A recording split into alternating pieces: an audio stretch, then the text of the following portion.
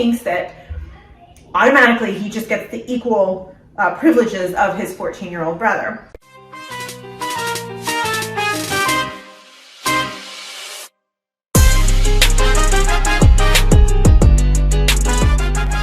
We've spoken on responsibilities, and today we wanted to speak on freedoms, the freedoms that we allow for our children and how we separate them per age and per not necessarily age, but also maturity.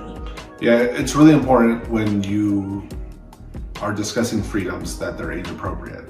That's the first thing that I would say, and it's tough because when you have a multitude of kids, many kids, the younger ones see a lot of the freedoms that the older ones have, and there could be some questions asked or sometimes even resentment or questioning as to why they're allowed to do this and I'm not.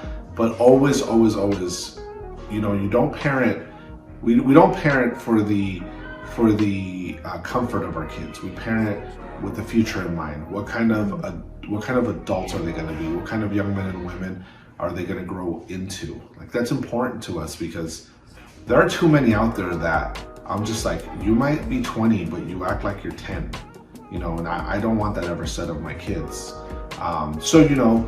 When we give them responsibilities, we give them the structure, but then at the same time, like, we don't want to suck all the joy out of their lives and be some miser. So we definitely want to give them freedoms, age appropriate freedoms. So for our oldest, that involves being able to stay up later than his younger siblings. That involves, maybe a little more freedom in how he schedules his homeschooling and him just taking care of that on his own. Movies he watches? Some movies that he watches, for example, my 10-year-old, he's really, really into like Star Wars and the Marvel shows. And there are some that I allow him to watch, but then there are many that I'm like, I'm not comfortable with you watching that movie yet. And that was the same thing with my oldest. And then eventually he got to a point where I said, listen, okay, we'll start watching them. You're gonna watch them with me. And then him and I had a discussion after we would watch them. Because sometimes there are words said or themes that, I want him to understand from a biblical worldview, from a Gonzalez worldview, how we see those things. It was important for me that he got that from me. Not just for the simple fact that we homeschool, but we are the educators of our kids. We are the disciplers of our kids. Not society, definitely not the government, nobody else. Like, it's us, and then we have friends and family that are like-minded along with us that help out in that regard. But freedoms, we are a household that, because I'm a gamer, I've been a gamer my whole life, so we have Xboxes and stuff everywhere in this house. We have PlayStations and PC gaming and the whole bit, right? And so because of that, my kids have naturally gravitated towards that. And that is a freedom that they have, a privilege that they have, that is monitored very closely. But it's not something that they get to do until they've handled their responsibilities. It's something that is a freedom that you have. We are in the habit of, when my kid will come ask me, hey Dad, can I play Minecraft now, or can I do this now? I will ask him, do you have the freedom to do so? In other words, have you taken care of all your responsibilities and everything that you need to have done, whether it's chores, whether it's school, whether it's your reading time, definitely your time with the Lord? Because if you haven't, then you don't have the freedom. The really neat thing about waiting until there's two pieces, the age, but also maturity. So we make sure that we communicate to our children, just because you are 10 doesn't mean that you get to all of a sudden have 10-year-old privileges. It still has to be measured by maturity and your ability to have those freedoms. So for instance, we have a young man, our second son, he is in the double digits, and he thinks that automatically he just gets the equal privileges of his 14-year-old brother. That's not how it works. You still have to show us that you can handle those freedoms. And what that means is, do you have the ability to say, I'm going to, once you've completed all of your responsibilities and you have the freedom, let's just say that you have a 2 hour of game or video time. Do you have the self-control within you to say, I'm gonna watch a 20-minute video and then I'm going to take a break, make sure I've had something in my body, I've moved my body, or do you just binge for 2 hours straight? Because what it shows us is that you don't have truly the maturity to have that freedom. And if you've used all of your game time, why should I let you stay up later? So that you can have more game time?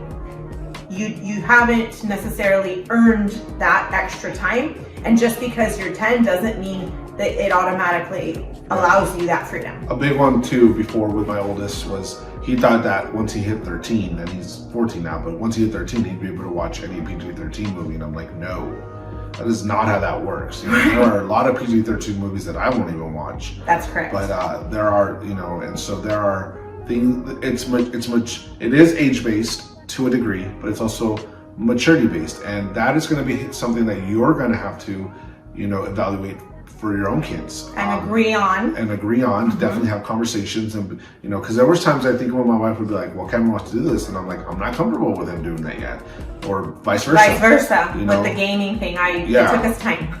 Yeah, and so, you know, it's just one of those things that's like, you have to have conversations with your spouse, and you definitely have to gauge not only the child's age, but their maturity level. Now, don't sell your kids short on the maturity thing. You're not going to know that unless you're spending time with them and having conversations with them. Mm-hmm. And that is going to be the key part of whether you understand, like, hey, is my kid mature enough to handle this? You know, with my 14-year-old, I have some very, very intense and deep conversations about some pretty hard issues. Right. You know, because he's mature enough to handle them. And I know he's mature enough to hear things and not be swept away by them. Mm-hmm. You know, my 10-year-old, he's definitely not at the same maturity level that my oldest was when he was 10. Oh yeah. Like mm-hmm. There's a difference. There is a difference, and mm-hmm. and Caleb is definitely more. He's just my free spirit kid, you know, and sometimes he's oblivious to certain things, not to everything, but to certain things. He's just oblivious and naive to them, and I'm okay with that. You know, not forever, but I'm okay with that, because then it just gives me more time to pour into him and to prepare him for those things and preserve their innocence. And not that I want to keep my kids in a bubble, because I'm not about that. I want to prepare my kids. With Cameron, we also had some things that were thrust upon us where we had to have some conversations with them, I think, before we wanted to.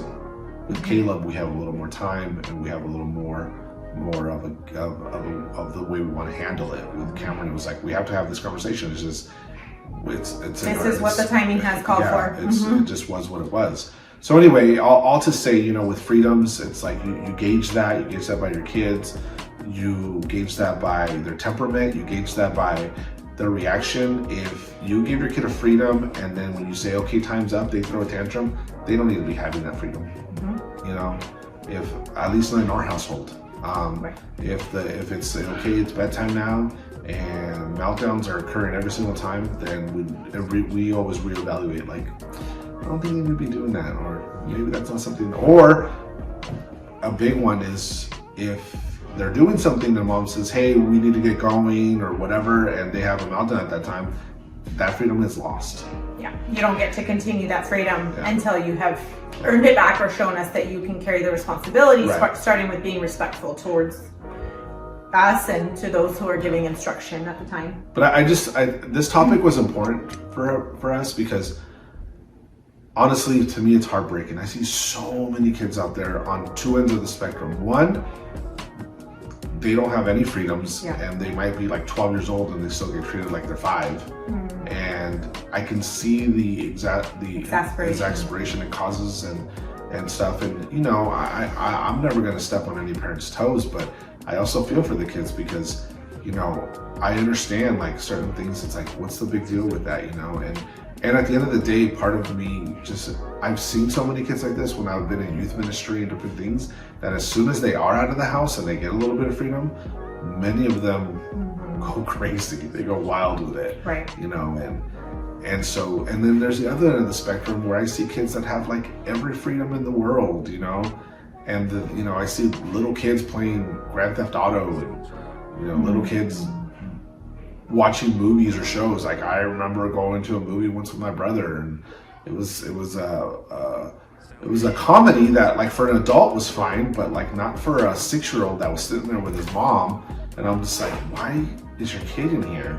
And so I just encourage you parents out there, like monitor your kids' freedoms, give them freedoms, give them whatever you and your spouse and your household decides is allowable. Like we have friends that video games is off the table for them. That's fine. We respect that. We respect that. For us, it's not. For them, it is. We have people that are no tablets, no this, no that. That's fine.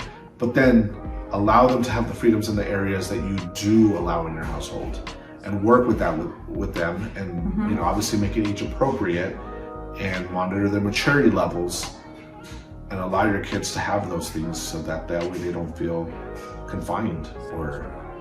Yeah, and talking with your kids, communicating with them what are some of the freedoms and why do you want those freedoms? That's a big helping one. them to understand it's not all it's cracked out to be, or yes, it's a great time. Yeah. I can't wait to show you this. And so your children, speaking with your children, communicating with them, first obviously with your spouse, each other, one another, communicating with your children, and then going back and revisiting. And then just because you give a freedom doesn't mean that you can't take it back. Right. I think with our first one, we thought, well, we've already allowed this, so we have to keep at it. No. But even in conversating speaking with our son, hey, we allowed this too soon, or we allowed this too much, we're gonna pull that back. Most oftentimes, they actually are in agreement. They don't like it necessarily, but they do find like, okay, you were right. Like we got the YouTube Premium because we didn't want ads. And I remember our oldest one having such a hard time with that. And then there was a time during a school project or something, they had to watch a video on YouTube that was provided, and there was an ad, and he was like, what is this? So sometimes they don't realize that the way that we've protected them, it's a benefit to them. So I created a list that shows our responsibilities as well as our freedoms and how we measure those things. And if you would like a copy of that template, comment template below, and then I can help you with that. And if you want to continue to see videos like this, or you have feedback on the video that we just recorded, or more that you would like to see of this, please share with us in comments below. Like, share, and subscribe.